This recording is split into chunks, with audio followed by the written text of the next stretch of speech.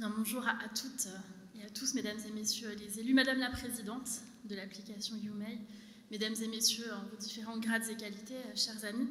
Je suis très heureuse d'être ici pour ouvrir ce colloque important autour de la sécurité dans l'espace public et en particulier de la sécurité des femmes et de la lutte contre le harcèlement de rue. Vous savez à quel point ce sont des enjeux et des engagements qui me tiennent à cœur. J'ai effectivement en 2018 fait voter la première loi du monde contre le harcèlement de rue. C'est une fierté pour la France parce que dans aucun autre pays au monde, il n'y avait des amendes contre le harcèlement de rue. Il n'y avait peu de pays au monde même dans lesquels il y avait des définitions contre le harcèlement de rue. Si bien qu'au moment où on a voulu faire voter cette loi, qui était un engagement de campagne du président de la République, certains nous ont dit que le harcèlement de rue n'existait pas, dans un premier temps. Et ensuite, il nous a été dit que pénaliser les hommes qui s'adonnent à du harcèlement de rue, ce serait une forme de discrimination.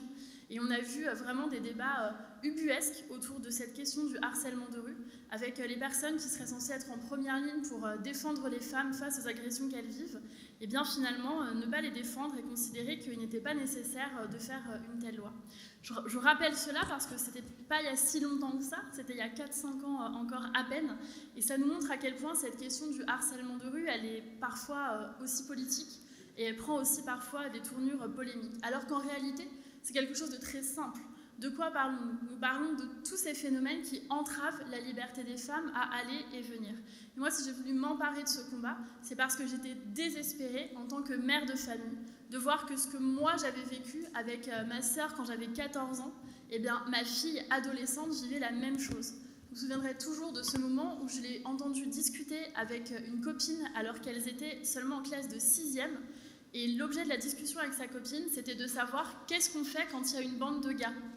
Et la réponse, c'était moi je fais semblant d'être au téléphone, moi je regarde ailleurs, je sifflote, je traverse la rue pour pas les croiser.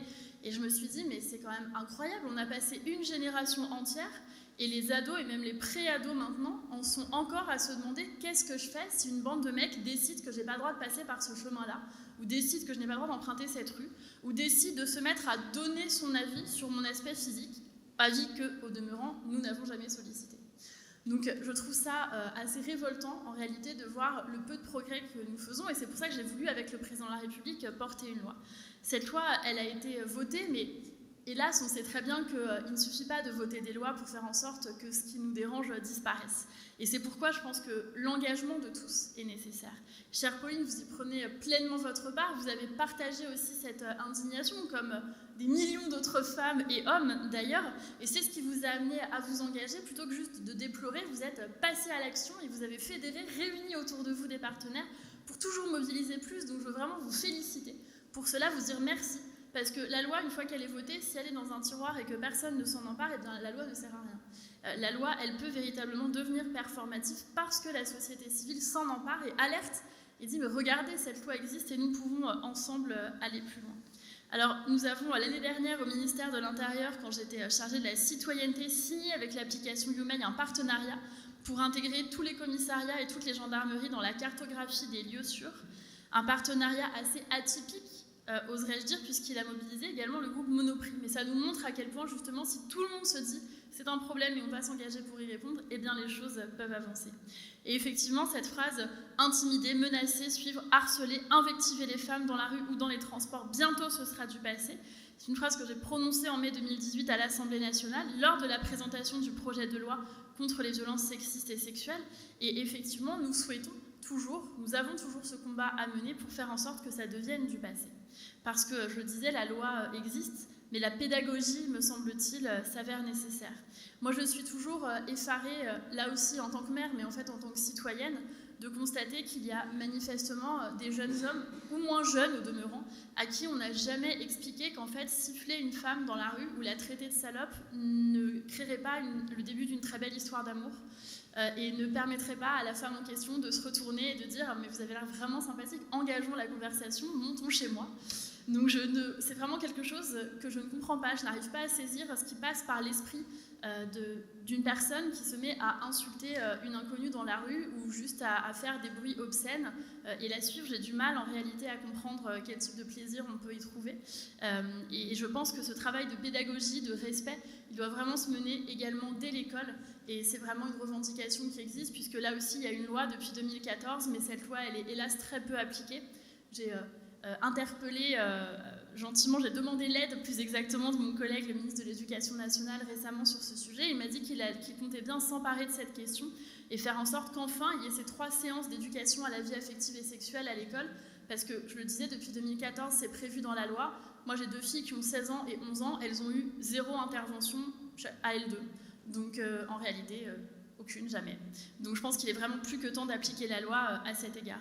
Et d'ailleurs, c'est pour ça que nous portons également au niveau mondial une volonté de transformation. Nous étions aux Nations Unies encore récemment avec UN Women pour alerter sur ces questions du harcèlement de rue. Et là aussi, on voit à quel point il y a des débats différents, parce que certains à New York nous avaient dit « Non, mais aux États-Unis, il n'y a pas de harcèlement de rue, c'est une autre culture, c'est pas des latins comme vous en France ».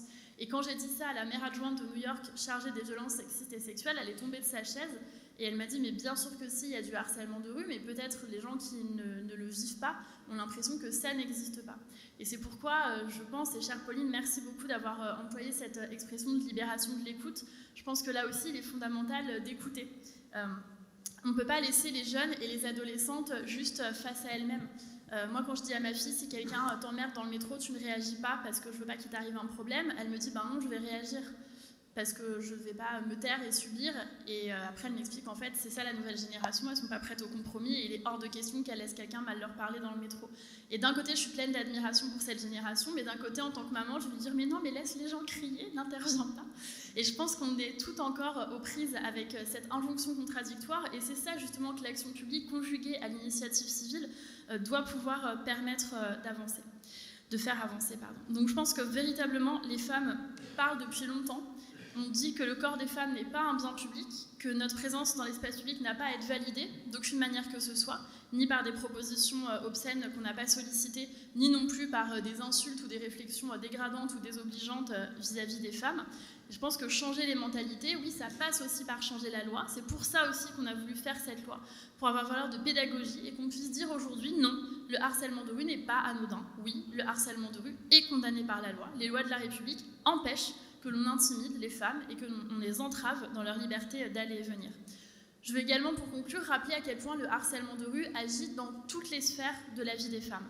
Parce que quand vous êtes par exemple une jeune femme et que vous allez passer un examen et que sur votre trajet, eh bien, vous devez choisir votre place dans le métro en fonction de la place de la porte, l'endroit dont vous pourrez sortir si jamais quelqu'un décide de vous importuner, entre guillemets, eh bien non, vous n'arrivez pas sereine. Quand vous êtes une femme qui travaille et qu'on vous dit sans cesse halte à l'autocensure, il faut demander des augmentations, soyez fiers de vous au travail, etc. Mais qu'en fait, vous avez passé un quart d'heure à essayer d'échapper à un mec qui vous suivait et vous vous êtes demandé jusqu'où il allait vous suivre, ben, quand vous arrivez, en fait, vous n'êtes pas dans l'état d'esprit de conquérante pour aller exiger une augmentation de salaire. Vous êtes dans l'état d'esprit de quelqu'un qui est juste en mode survie et qui va essayer de trouver un trajet plus ou moins sûr pour arriver sur son lieu de travail. Ce que je veux dire par là, c'est qu'en fait, le harcèlement de rue, il a des conséquences véritablement sur la santé mentale des femmes, sur leur santé tout court, sur leur charge mentale, sur leur capacité à se concentrer sur les grands objectifs de leur vie et sur leur capacité à aller et venir. Parce que je repense à cette femme que j'avais rencontrée au Mans, qui avait plus de 70 ans et qui m'a dit « Moi, j'ai eu tellement peur de me faire suivre et embêter toute ma vie dans la rue et ça m'est arrivé tellement de fois que je ne sors pas la nuit, je ne vais pas au cinéma avec mes copines après 18h. » Je me suis dit bah, « Mince, toute notre vie, en fait, ça nous poursuit en tant que femmes. » Et cette dame se prive même de simplement aller au cinéma avec ses amis une fois la nuit tombée parce qu'elle a des stigmates de ce qu'elle a pu vivre et qu'elle a peur encore aujourd'hui de tomber sur un groupe qui déciderait d'entraver son trajet. Donc je pense que cette assignation à résidence qu'est le harcèlement de rue est vraiment extrêmement grave et doit être pris à sa juste mesure. Avec le ministre de l'Intérieur, nous avions d'ailleurs demandé au préfet de faire de la lutte contre le harcèlement de rue une priorité. Nous avons lancé, grâce à des associations que je veux saluer et remercier, des formations de policiers et de gendarmes pour reconnaître le harcèlement de rue, puisque nous sommes en France, nous avons eu tous ces débats sur la liberté d'importuner, la séduction, etc. Moi, je pense que des gens qui sont bien formés savent immédiatement identifier du harcèlement de rue et mettre des amendes. Les milliers d'amendes qui ont été mises, d'ailleurs, en flagrant délit, nous montrent que c'est le cas.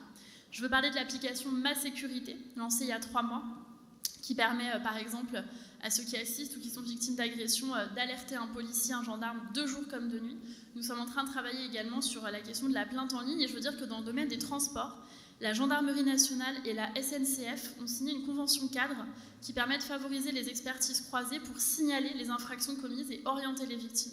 C'est extrêmement positif. Je veux saluer ce travail important qui est fait par la SNCF.